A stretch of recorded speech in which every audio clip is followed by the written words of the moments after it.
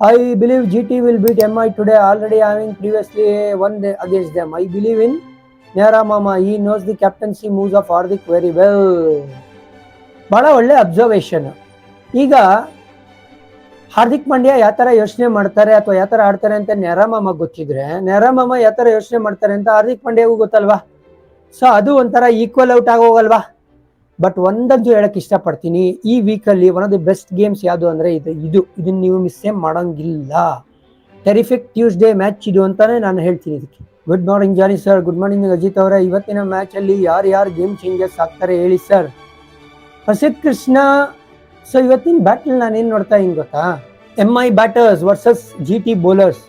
GT bowlers ಏನಾದ್ರು decent ಟೋಟಲ್ಗೆ cut ಹಾಕ್ಬಿಟ್ರೆ first batting ಆಡ್ತಾ MIನ ಇವ್ರಿಗೆ ಚೇಸ್ ಮಾಡೋ ಕೇಪಬಿಲಿಟಿ ಇದೆ. ಬಟ್ MI ಬ್ಯಾಟರ್ಸ್ ಫಸ್ಟ್ ಆಡ್ತಾ 190 ಪ್ಲಸ್ ಮಾಡ್ತು ಅಂದರೆ GT ಬ್ಯಾಟಿಂಗ್ ಲೈನ್ ಅಪ್ಗೆ ಚಾಲೆಂಜ್ ಇದೆ. ಹಾಗಾಗಿ GT ಬೌಲರ್ಸ್ ಪಾರ್ಟಿಗೆ ಬಂದರೆ ಇವತ್ತು GT ಗೆಲ್ಬೋದು.